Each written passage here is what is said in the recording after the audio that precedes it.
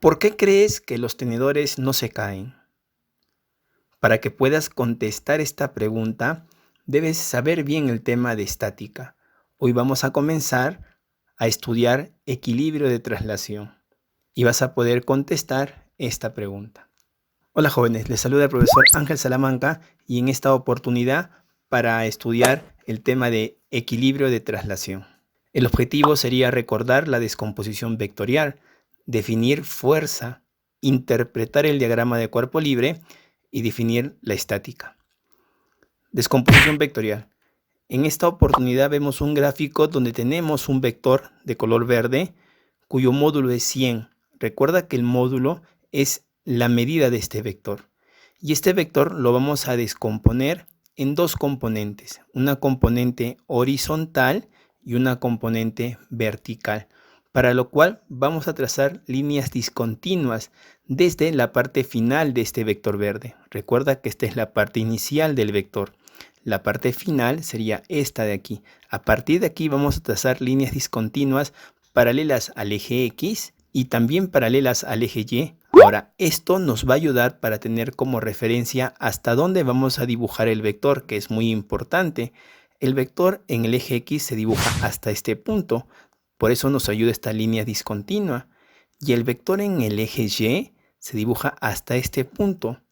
Para eso nos ayuda esta línea discontinua. Una vez que has dibujado las dos componentes, esta componente que está aquí desaparece, ya no existe. Ahora, esta componente en el eje X tiene un valor y para calcular ese valor multiplicamos este número por la función trigonométrica coseno. Sería 100 por coseno de 53, debido a que el ángulo de 53 está con el eje X.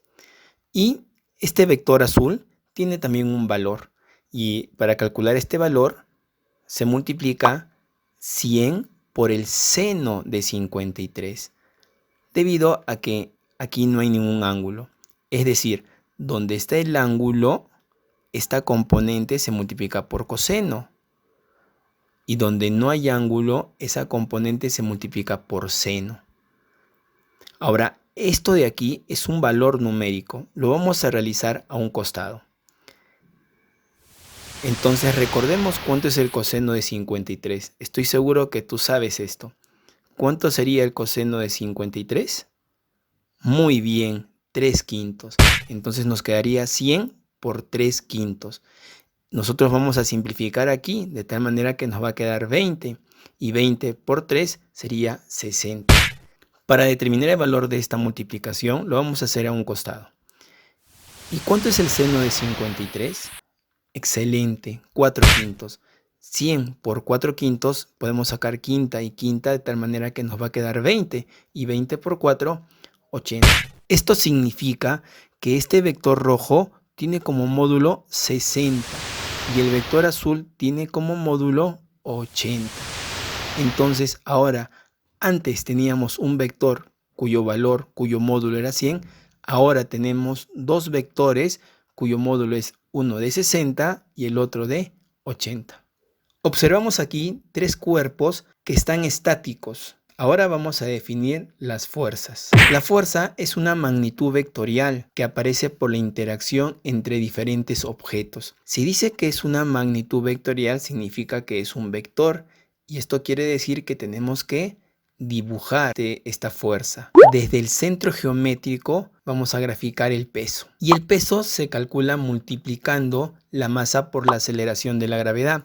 Es decir, si la masa de esta esfera fuera 5 kilogramos, entonces este 5 kilogramos lo multiplicamos por la aceleración de la gravedad, que tú sabes que en la Tierra es de aproximadamente 9,8 metros por segundo al cuadrado. Pero en esta oportunidad este valor lo vamos a redondear a 10. Entonces, si la masa es de 5 kilogramos y la aceleración de la gravedad es 10, entonces ¿cuánto será el peso? 5 por 10 sería 50. El peso sería de 50.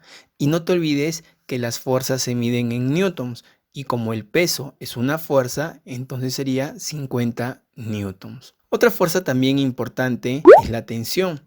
Esta fuerza aparece en hilos, en cables, en cadenas Y acá tenemos una cuerda. Entonces en esta cuerda aparece una tensión. Para graficar se hace un corte imaginario. No significa que el cable lo vamos a cortar, sino que vamos a hacer una señalización, un corte imaginario, y la tensión se grafica del objeto hacia el corte, es decir, de esta manera. ¿Te das cuenta cómo este vector apunta desde el objeto hacia el corte?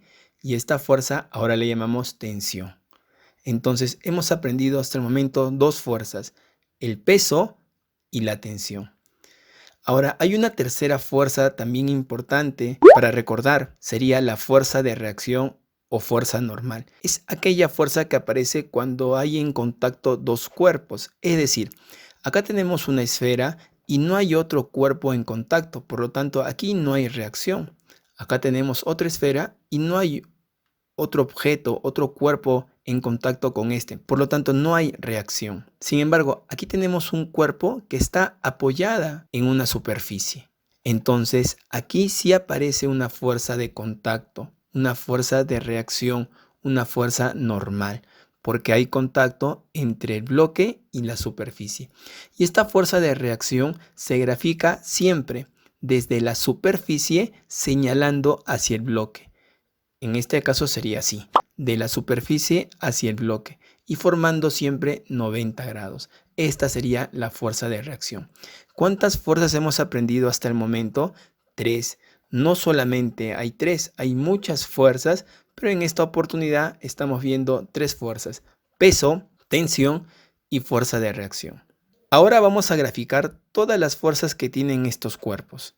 Primero vamos a graficar las fuerzas de este cuerpo. ¿Y qué tiene todo cuerpo verticalmente hacia abajo?